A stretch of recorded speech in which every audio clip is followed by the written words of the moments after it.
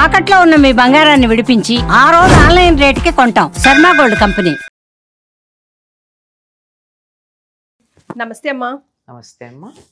అమ్మ, మొన్న ఉగాది తర్వాత షష్టగ్రహ కూటమి ఎఫెక్ట్ వల్ల అర్త్క్వేక్స్ వస్తాయి, భూకంపాలు వచ్చే అవకాశాలు ఉన్నాయి అని అనటమే ఆలస్యం. మనం పలు దేశాల్లో చూసాం కూడా.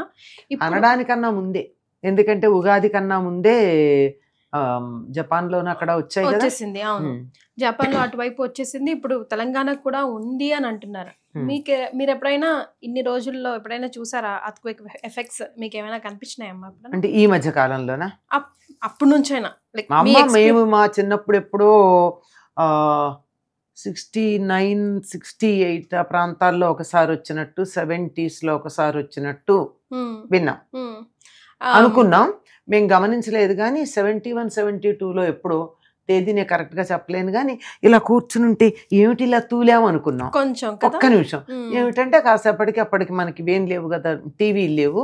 సాయంకాలం వార్తల్లో మధ్యాహ్నం 3:30కో ఎంతకో స్వల్పంగా భూమి కంపించింది, ఎన్ని సెకండ్లు అని ఏదో చెప్పారు.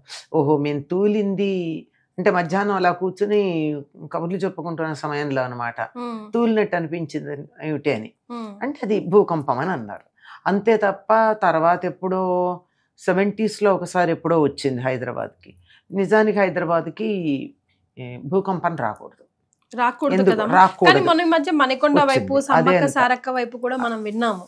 ఇది ఎందుకంటే ఇది పీఠభూమి. పీఠభూమి అంటే మొత్తం అంతా ఒక్క రాయిలాగా ఉండే ప్రదేశం. అలాంటి దాంట్లో భూకంపం ఎట్లా వస్తుంది? రాకూడదు. లెక్క ప్రకారం అయితే రాకూడదు. కానీ మొత్తం అంతా అదంతా కూడా పీఠం కదిలినంటే చాలా కొద్దిగా ఉంటుంటుంది.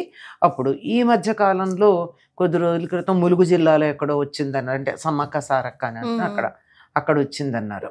మరి ఇప్పుడు నగరంలోనే అక్కడక్కడ కొద్దిగా కదులుతోంది అని అంటున్నారు.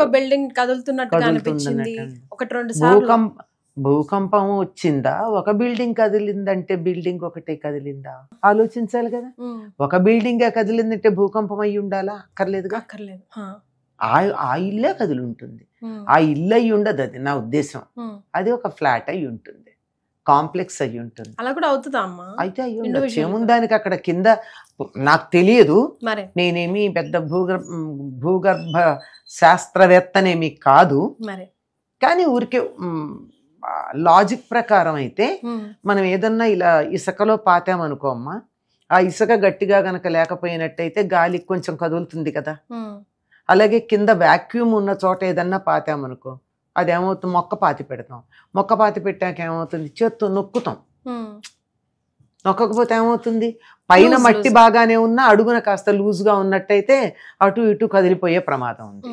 కనుక ఈ కింద ఇంతగా మనం తవ్వుతున్నాం కదా, పైన ఎన్ని అంతస్తులు కడుతున్నామో దరిదాపుల్లో అంత లోతుగా తవ్వుతున్నామో పునాదుల కోసం.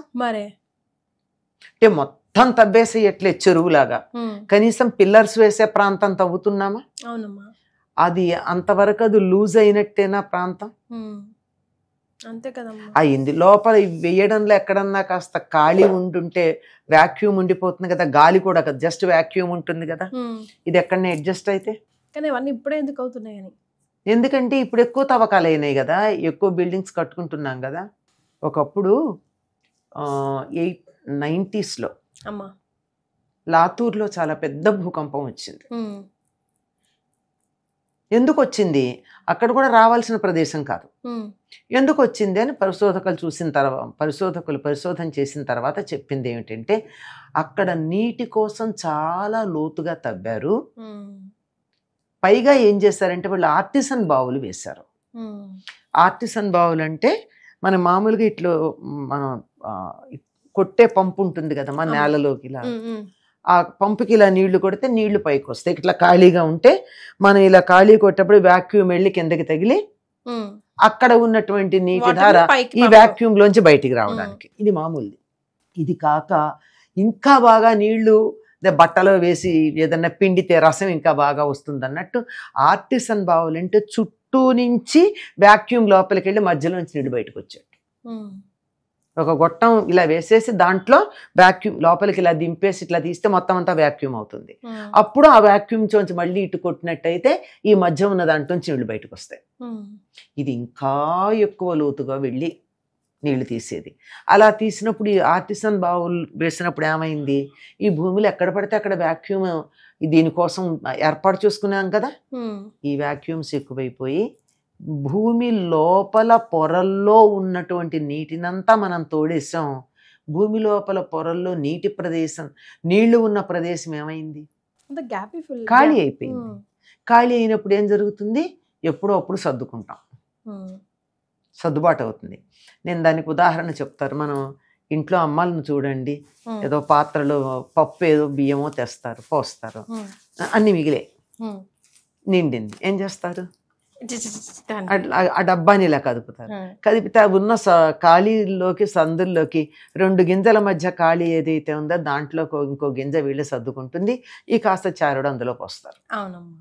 అంటే ఈ లోపల ఉన్న వాక్యూమ్ సర్దుకోవడానికి మనం పైన ఉన్నటువంటి గింజలను ఎలా సర్దామో ఆ విధంగా భూమి లోపల మనం కృత్రిమంగా ఏర్పాటు చేసినటువంటి వాక్యూమ్ ఉంది, దాంట్లోకి సర్దుకోవాల్సిన అవసరం వచ్చింది అని చెప్పి భూమి ఇలా కదిలింది, మనం డబ్బా కదిపినట్టు. దాన్ని భూకంపం అన్నాం. అది ఎప్పుడైతే అది జరిగిందో అప్పుడు అందరూ కూడా చెప్పారు భూమిలో నీళ్లు లేకపోవడం వల్ల అని. అప్పుడు ఒక ఉద్యమంలాగా ఆ తరంలో ఉన్నటువంటి ఓ తరం అందరితో కూడా చేయించాను. చాలా మంది చేశారు. ఎక్కడన్నా మీరు నీళ్లు పారబోస్తే కింద పోయకండి, సిమెంట్ మీద పోయకండి, నేలలో ఇంకెట్టు పోయండి. ఇంకుడు గుంత లేవు, మరి ఏం చేస్తాం, ఎక్కడో అక్కడ ఎక్కడ నేలలో నీళ్లు ఇంకుతాయి అనుకుంటే అక్కడికి పోస్తూ ఉంటే భూమి లోపలికి నీళ్లు పెడతాయి, వెళ్ళి ఏమవుతుంది, వాక్యూమ్ ఫిలప్ అవుతుంది.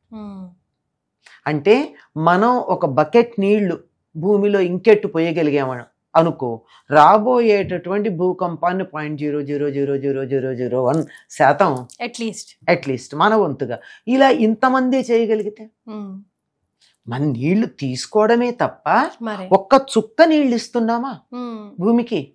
పూర్వకాలం అయితే ఎట్లా ఉండేది, బావులు ఉండేవి, బావుల్లోంచి నీళ్లు తోడుకుని అక్కడే స్నానాలు చేసేవాళ్ళు, అక్కడే బట్టలు తుక్కునేవాళ్ళు, అక్కడ అన్ని పనులు చేసుకునేవాళ్ళు. దాంతో ఏమయ్యేది, ఆ బావి పక్కన నీళ్లు అలా ప్రవహించి అవతలికి వెళ్ళి మళ్ళీ నేలలోకే ఇంకేవి. అంచేత భూగర్భ జలాలు మళ్ళీ బోలెడు దూరంలో వెళ్ళి అక్కడ ఇంకితే నేలలో ఫిల్టర్ అయి మళ్ళీ ఇదే బావిలోకి వచ్చేవి. కనుక భూగర్భ జలాల వృధా ఉండేది కాదు. ఇప్పుడేముంది, తీయడమే తప్ప భూమాతకు చుక్క నీళ్ళు ఇస్తున్నామా మనం? ఇవ్వట్లేదు కదా. దానివల్ల ఆ లోపల ఖాళీ అయినటువంటి నీళ్ళని తీసేయగా ఖాళీ ఏదైతే ఉందో ఆ ఖాళీ వాక్యూమ్ను సర్దుకోవడం కోసం భూకంపాలు వస్తాయి. ఇది ఒక స్థాయిదైతే ప్రస్తుతం మన భాగ్యనగరంలో చుట్టుపక్కల జరుగుతున్నది.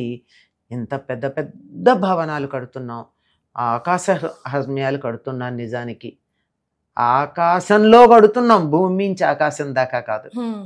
అలా కట్టడం వల్ల దానికి కావలసినటువంటి పిల్లర్స్ అయినా పునాదులు చాలా లోతుగా తీస్తున్నాం కదా. గట్టిగా ఉండాలంటే తీయాలి కదా, తీయాలి, లేకపోతే పైన ఇల్లు ఎలా నిలుస్తుంది? మరి అటువంటిది అంతంత తీసి భూదేవి గుండెలు అలా చీలుస్తూ ఉంటే ఎప్పుడో అప్పుడు కొద్దిగా ఇలా సర్దుకోదా? ఇప్పుడు మీరు మామూలుగా వింటేనే ఇలా అన్నారు, మరి భూదేవికి ఎన్నిసార్లు అట్లా అనిపిస్తుంది? ఇలా అంటే చాలు కదా భూకంపం అనిపిస్తూ ఉంటుంది. నిజానికి భారతదేశానికి అన్ని భూకంపాలు రానక్కర్లా. ముఖ్యంగా తెలంగాణ ప్రాంతానికి భూకంపాలు ఉండవు, ఎందుకంటే పీఠభూమి కనుక. ఇప్పుడు జపాన్ అనుకోండి, వాళ్ళకి భూకంపం రావడానికి అసలు భూకంపం రాకుండా ఉండడమే అరుదు వాళ్ళకి. కారణం ఏంటంటే వాళ్ళు ఉన్నటువంటి ప్రాంతం అంతా కూడా అగ్నిపర్వతాల మీద ఉంది. అగ్నిపర్వతాల్లో ఎప్పుడైతే వేడిలో తేడా వచ్చిందో అప్పుడు భూకంపాలు వస్తాయి. అందువల్ల వాళ్ళు మనలాగా పర్మనెంట్ బిల్డింగ్స్ కట్టుకోరు. భూకంపాలు వస్తే పడిపోతాయి, ఇల్లు పడిపోతే కూడా వాళ్ళకి ప్రమాదాలు ఉండవు. గోడలన్నీ వుడెన్ గానీ అలాంటివి ఉంటాయి, టకటకా పడిపోతాయి, ఏం పర్వాలేదు, దాని కింద పడి ఎవరు చచ్చిపోరు. ఏ భూకంపంలో మొత్తం భూమి చీల్చుకుపోయి అందులో పడి చచ్చిపోతే పోవాలే తప్ప మరి. ఆ భవనం కూలి చచ్చిపోయారు లాంటివి ఏమి ఉండవు అక్కడ. దానికి తగినట్టుగా వాళ్ళ జీవన విధానం వాళ్ళు ఏర్పాటు చేసుకున్నారు. ఎందుకంటే అగ్నిపర్వతాల మీద ఉంది గనక ఆ ప్రాంతం. మనకు అటువంటివి ఏమీ లేక కూడా మనం ఇలా ఎందుకైపోయాం? కారణం మనమే, అంతకన్నా ఇంకేం లేదు. స్వయంకృత ఎందుకంటే నేను చెప్తున్నది అప్పటి లాటూరు భూకంపం తర్వాత జరిగిన స్టడీస్ రిజల్ట్స్ నే చెప్పింది. అమ్మా. ఎందుకంటే నీళ్లు తోడేసేయడం వల్ల అంత ఇది వచ్చింది. You have to fill it up. నీళ్లు కాకపోతే మరో దాంతో నింపండి ఆ ఖాళీని. నింపకపోతే ఏమవుతుంది? సర్దుబాటు అవుతుంది. ఖాళీలు ఎక్కడ వాక్యూమ్ ఉందో అక్కడ అలా సర్దుబాటు జరుగుతుంది గనక జరుగుతోంది. ఇప్పుడు కూడా అదే. దీన్ని అవాయిడ్ చేయాలంటే ప్రస్తుతం ఉన్న దాన్ని అవాయిడ్ చేయలేం, ఎక్కువ కాకుండా చేసుకోవచ్చు అట్లీస్ట్. సో భూకంపాలు వస్తాయంట అని టెన్షన్ పడడం కాదు, రాకుండా మనవంతు మనం ఏం చేస్తున్నాం. ముందైతే ఇప్పుడు రాబోయే వర్షాకాలానికి ప్రతి ఇంట్లో కూడా ఇంకుడు గుంతలను తవ్వుకోవడం స్టార్ట్ చేయాలి. చాలా మంచిదండి. ప్లేస్ చేసుకొని తప్పనిసరిగా అపార్ట్మెంట్ కి ఇంత ప్లేస్ అన్నా తీయకపోతే అసలు ఇంకా మనకే కష్టం. ఎందుకు ఏమీ లేకపోతే కనీసం ఓపెన్ ప్లేస్ లో నీళ్లు పోయండి. డ్రైనేజ్ లో పారబోసే బదులు ఓన్లీ సోప్ వాటర్ లాంటివి అలా కెమికల్ వాటర్స్ అన్ని ఫ్లష్ చేయడానికి వాటికి వాడి డ్రైనేజ్ లో పోసినా నార్మల్ వాటర్ అంతా ఓపెన్ లో పోయింది. కనీసం ఆవిరై వెంటనే మనకి వానన్నా పడుతుంది. అక్కడ వరకు కొంచెమన్నా నేలలో ఇంకుతుంది. సర్ఫేస్ హీట్ అన్నా తగ్గుతుంది. ఇవేమీ మనం చెయ్యకుండా మొక్కలు లేకుండా చేసి గాలి లేకుండా చేసి ఉన్నవి కూడా ఇప్పుడు తీసేస్తాం అంటున్నారు. అక్కడ ఎక్కడ? హైదరాబాద్ సెంట్రల్ యూనివర్సిటీలో అదే కదా గొడవ. అందుకే కదా జంతువులు అన్ని వచ్చి క్లాస్ రూమ్ లో కూర్చుంటున్నాయి. అందుకని సో ఇంకా మన భూమిని కాపాడుకోవాలంటే మనం ఏం చేయాలి? అమ్మ బోల్డని సజెషన్స్ ఇచ్చారు. మీకు ఇంకా ఏమైనా అనిపిస్తే కనుక కమెంట్ బాక్స్ చాలా ఉండుంటాయి. చదువుకున్న వాళ్ళకి, ఈ సబ్జెక్ట్ మీద నాలెడ్జ్ ఉన్న వాళ్ళకి చాలా విశేషాలు ఉంటాయి. ఇది నాది ఒక లేమ్యాన్స్ పాయింట్ ఆఫ్ వ్యూ, నేను చెప్పిందంతా. సో మనం అంతా కలిసి ఏం చేయొచ్చో కమెంట్ రూపంలో మీరు తెలియజేస్తే కనీసం 2-3 ఫాలో అవ్వడం స్టార్ట్ అవుతే భూమిని కాపాడుకున్న వాళ్ళం అవుతాం. అంతే కదమ్మా? అంతేనమ్మా. నమస్కారం.